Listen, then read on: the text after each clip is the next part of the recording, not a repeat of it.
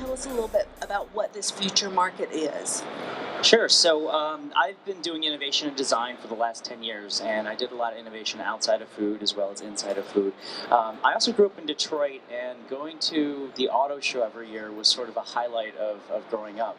My favorite part about the auto show was seeing the concept cars. It was sort of like a really great long shot to show what the future could be, and it was much more interesting than kind of seeing what the 1989 Ford Taurus looked like. So coming back to food, I really held on to that idea of a concept car, and I was wondering, where is that for the grocery store?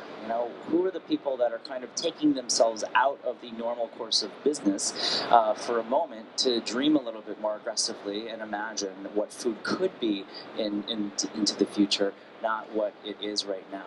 So we created the Future Market, and it's a project we launched last year.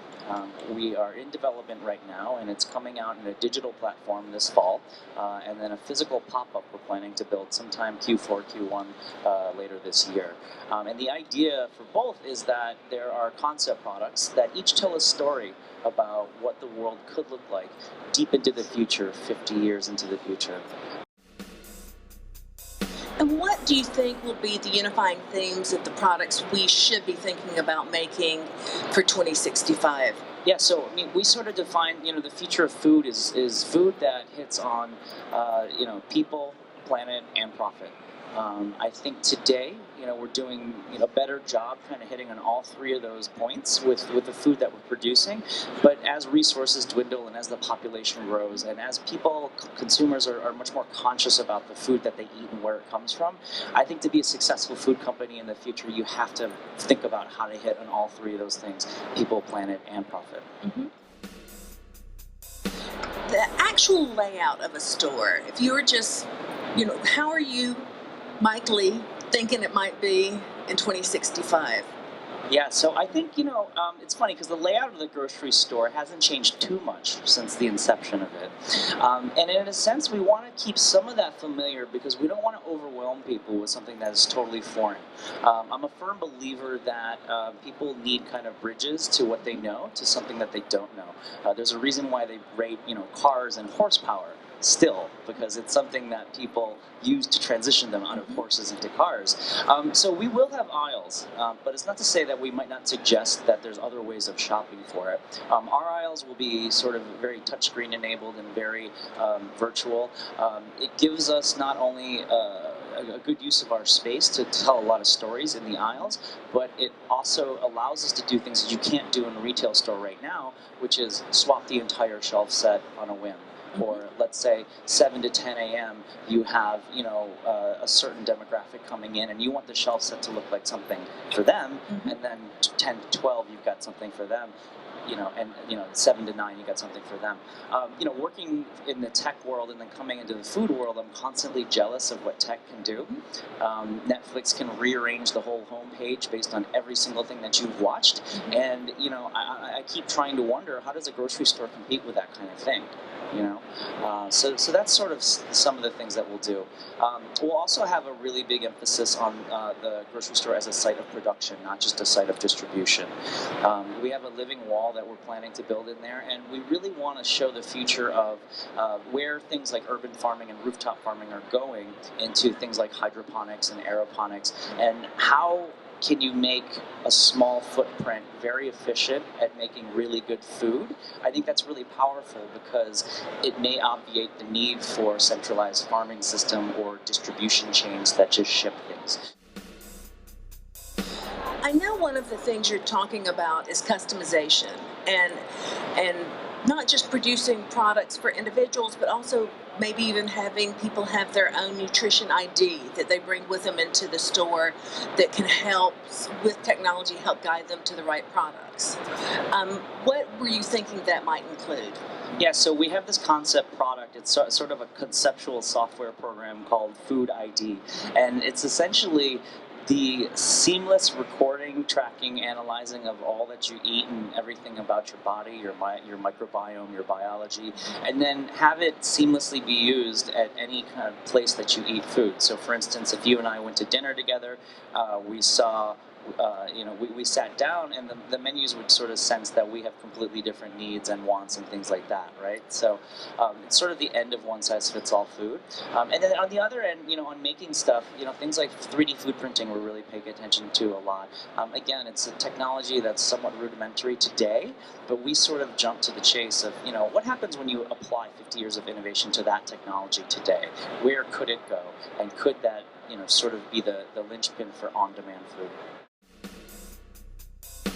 You mentioned how stories are such a huge part of getting to where we need to be with our food production, and I think that works really well with specialty food producers because they all have a great story to tell and where the product comes from. And is there anything you think you would tell specialty food producers to keep in mind as they're looking way into the future?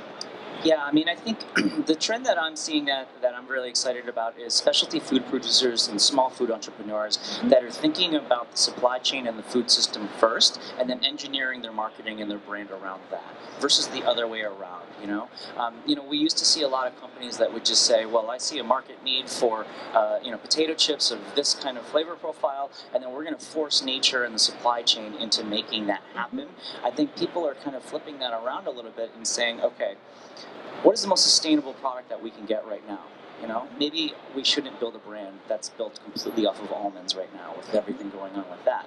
And once they start looking more holistically down the chain and all the way and building their brand and their brand story around that, it not only becomes obviously much more profitable or much more sustainable, it becomes much more profitable as well too, because they can resist the dangers of kind of having a shortage of almonds or something like that. So, that's something that I'm seeing that's really exciting to me.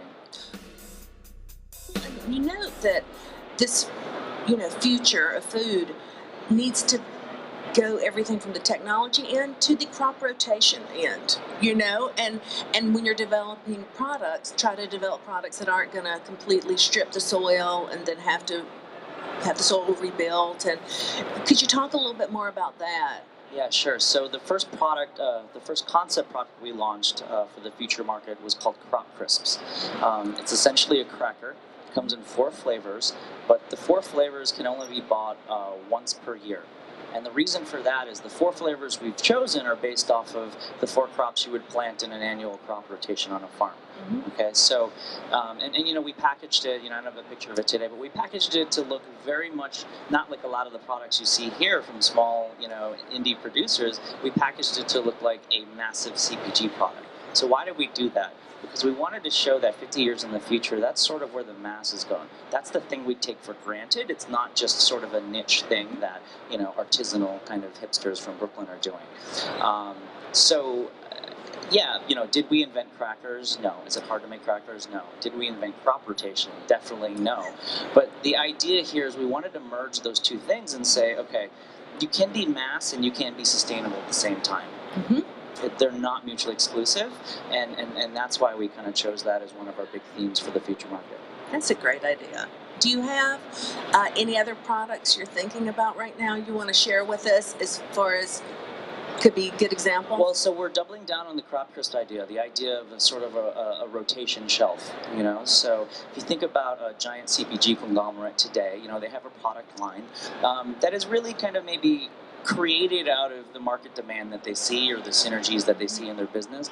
We want to sort of have a suite of products that is built around everything that comes out of a farm if you run it properly, not in a monoculture, right? And you often sort of get things that may not seem like they go together typically in a product profile, but we want to use branding, we want to use messaging, we want to use the power of storytelling to say these are the 5 things that came out of this farm because we don't use fertilizers or anything like or pesticides or anything like that.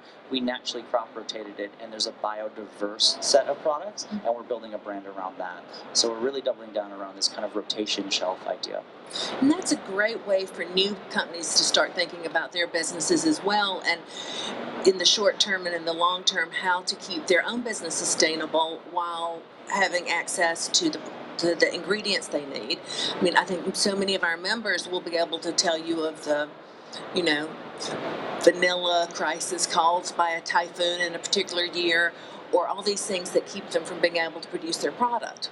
So Exactly, and I think part of it is the hard truth that too much of one thing, any one thing, is not necessarily good. Everyone's all into kale right now, but if we had a kale, if you swapped out the state of corn today with kale, are we any better off? I would argue no. So I think brands have to figure out how to get customers to adapt to a wider set of things and adapt to a more biodiverse diet, right? I believe that brands can do this because the food industry has already done so many amazing things with brand and distribution. Food is really good. The food industry is really good at building demand for things, and I think they can kind of try to do that.